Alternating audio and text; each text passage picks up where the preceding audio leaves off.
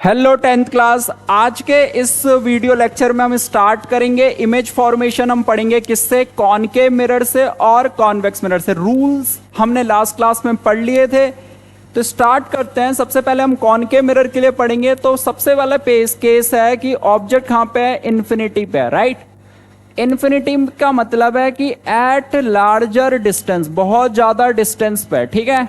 समझना चीजों को। अब देखो, सबसे पहले कॉनकेव मिरर हम ड्रॉ करेंगे इस तरीके से।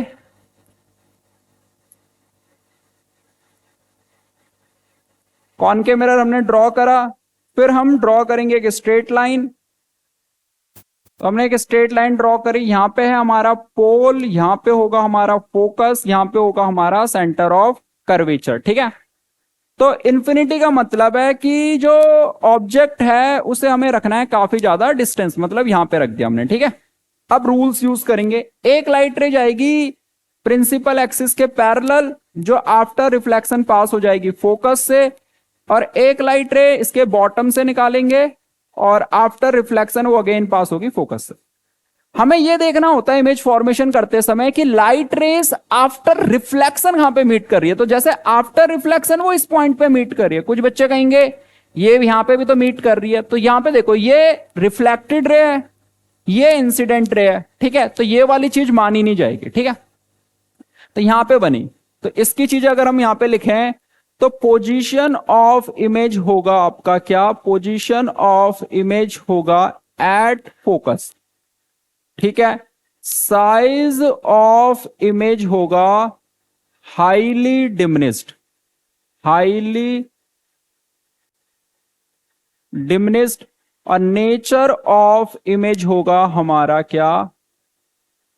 रियल एंड इन्वर्टेड, ठीक है। तो पहला वाला केस सबसे बेसिक सा था, और इसमें यह याद रखना है कि मिरर से जितना दूर ऑब्जेक्ट होगा इमेज उतनी छोटी बनेगी। जैसे जैसे ऑब्जेक्ट हम पास लाएंगे मिरर के, तो इमेज उतनी उतनी बड़ी बनना स्टार्ट होगी, ठीक है। अब आते हैं केस नंबर 2 पे जल्दी से। केस नंबर 2 है when the object is beyond C, C के बियॉन्ड है। तो एक कॉनकेव मिरर हमने ड्रॉ करा, यह है हमारा पोल। एक स्ट्रेट लाइन हमने ड्रॉ करी, ये है हमारा फोकस, ये है हमारा center of curvature. Beyond C का मतलब है हमने यहां पे रख दिया ऑब्जेक्ट को, ठीक है।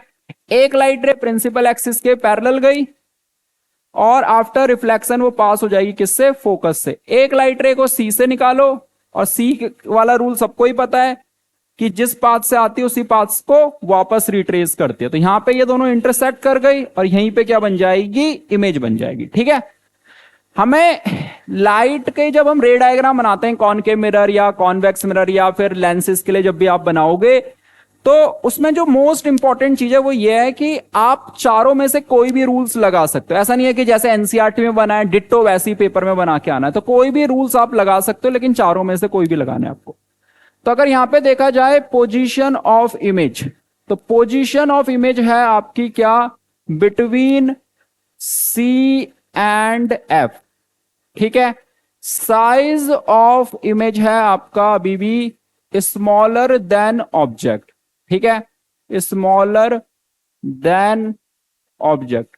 और नेचर ऑफ इमेज है आपका रियल एंड इन्वर्टेड, ठीक है, रियल एंड इनवर्टेड। अब आ जाओ नेक्स्ट केस पे। नेक्स्ट केस है when the object is at C. इसका क्या मतलब है देखना। जैसे ये हमने कॉनकेव मिरर बनाया, एक स्ट्रेट लाइन हमने पास करी, ये पोल, ये फोकस, ये सेंटर ऑफ कर्वेचर। ऑब्जेक्ट को हमें रखना है कहां पे? सी पे, सी पे रख दिया, ठीक है।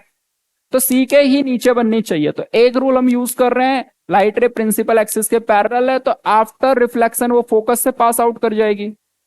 और एक है कि लाइट रे अगर फोकस से पास आउट हो रही है तो आफ्टर रिफ्लेक्शन वो पैरेलल हो जाएगी। तो यहां पे आपको पता चल रहा है कि लाइट रेस हमारी पहले मिल गई, तो ये थोड़ा सा गलत हो गया ना। इसलिए इस रूल की ना ट्रिक भी है एक डायरेक्टली, तो वो बताता हूं मैं तुम्हें। रूल से भी हो जाएगा परफेक्टली अगर स्ट्रेट लाइन ड्रॉ करेंगे, ठीक है। अभी रूल से भी करके दिखाता हूं। देखो, पेपर में अगर एक ही बारी में बिल्कुल परफेक्टली बनाना है तो कुछ इस तरीके से बना लेना। पहले कॉनकेव मिरर ड्रॉ करना, कॉनकेव मिरर ड्रॉ करा, एक स्ट्रेट लाइन पास करो, ये पोल, फोकस, जैसे सी के ऊपर आपने ऑब्जेक्ट रखा है ऐसे, राइट, इतने ही साइज की इमेज बना लो नीचे, जैसे ये आपका है ऑब्जेक्ट, और इतने ही साइज की क्या बना लो, इमेज बना लिया आपने, ठीक है। अब एक लाइट रे इसके पैरेलल ड्रॉ करी आपने, कर ली, ठीक है। रेक्टेंगल बनाना है बेसिकली, ऐसे दो रेक्टेंगल कैसे बना लिए, फिर आपको बनाने देना है क्या, डायगोनल्स, ऐसे और एक ऐसे पर्टिकुलरली, ठीक, फिर ऐसे एरो खींच देना, राइट। तो पेपर में सी वाले डायग्राम में हल्की सी मिस्टेक होती है, पेंसिल वेंसिल से बनाओगे, पेपर में स्केल का यूज करके बनाओगे तो बिल्कुल परफेक्टली अच्छे से आपका बनेगा, ठीक है। तो ये चीज है। अगर हम इसमें लिखें पोजीशन ऑफ इमेज क्या होगी, तो पोजीशन ऑफ इमेज होगी आपकी at C, nature of image होगा आपका क्या, रियल एंड इन्वर्टेड, ठीक है। साइज ऑफ इमेज होगी आपकी क्या, साइज ऑफ इमेज होगी as same as object, same as object, ठीक है। तो ये चीज है। तो हमने अभी तक 3 केसेस पढ़े, इनमें क्या हो रहा है कि हम ऑब्जेक्ट को धीरे धीरे करके मिरर के पास लेके आ रहे हैं, ठीक है। नेक्स्ट वीडियो लेक्चर में प्रैक्टिकली हम इस चीज को समझेंगे, अभी बोर्ड में किस तरीके से करना है, स्कूल्स के टेस्ट में या पेपर्स में कैसे करना है, तो उसके लिए मैं आपको बता रहा हूं। नेक्स्ट क्लास में प्रैक्टिकली, नेक्स्ट वीडियो लेक्चर में हम प्रैक्टिकली इस चीज को देखेंगे भी। अब आ जाओ केस नंबर 4 पे। केस नंबर 4 है when the object is between C and F. देखो, जैसे हमने यहां पे मिरर बनाया, यहां पे एक प्रिंसिपल एक्सिस ड्रॉ करी, ये पोल, ये फोकस, ये सेंटर ऑफ कर्वेचर, ऑब्जेक्ट को रखना है हमें सी और एफ के बीच में, रख दिया ऐसे, ठीक है। एक लाइट रे प्रिंसिपल एक्सिस के पैरेलल बनानी है जो फोकस से पास आउट होगी, एक लाइट रे को आप फोकस से पास आउट करवा दो और आफ्टर रिफ्लेक्शन वो प्रिंसिपल एक्सिस के पैरेलल हो जाती है।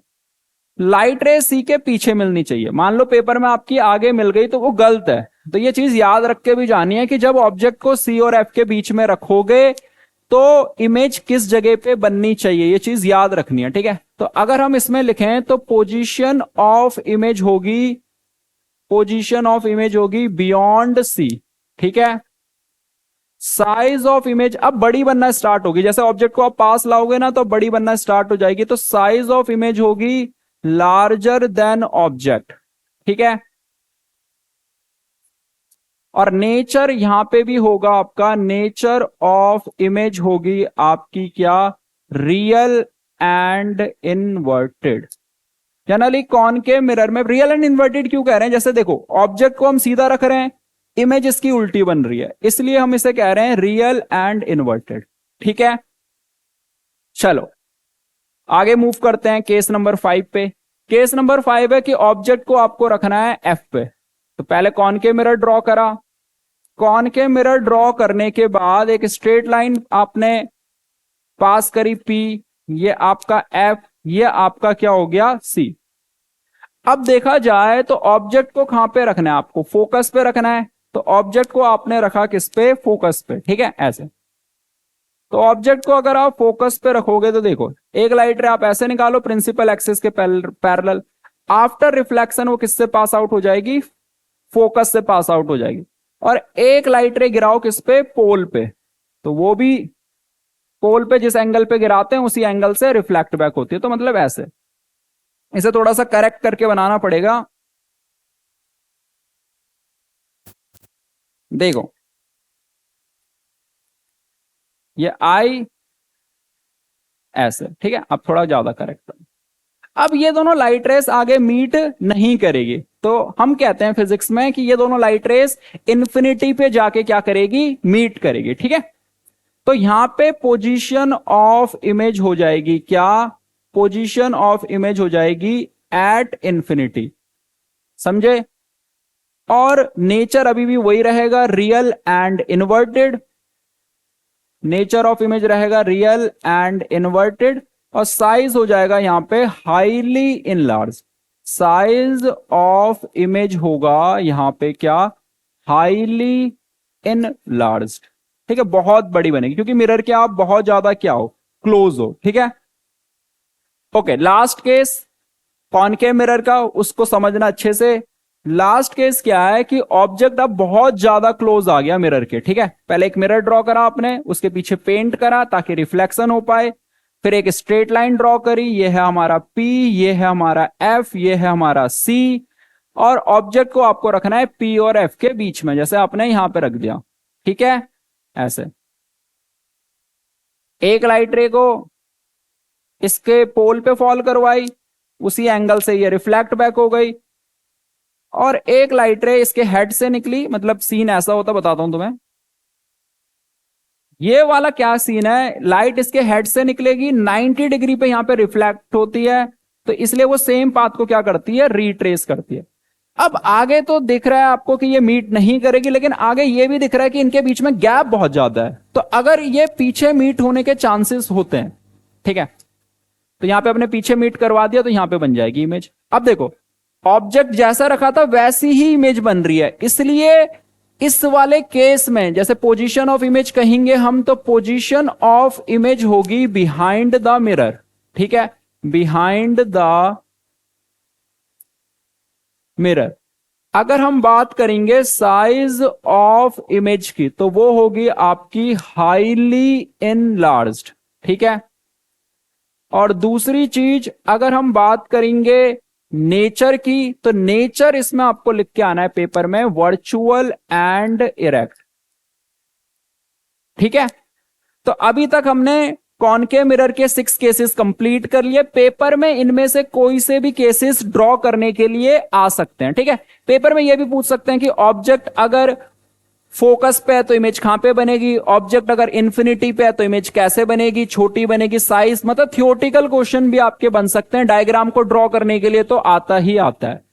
मेजरली बच्चों को यहां पे डाउट आता है कि हमने अगर बात करी जाए 5th केस में लाइट रे को पीछे एक्सटेंड नहीं करा, 6th केस में लाइट रे को पीछे एक्सटेंड करा है, तो ये मेजरली डाउट रहता है।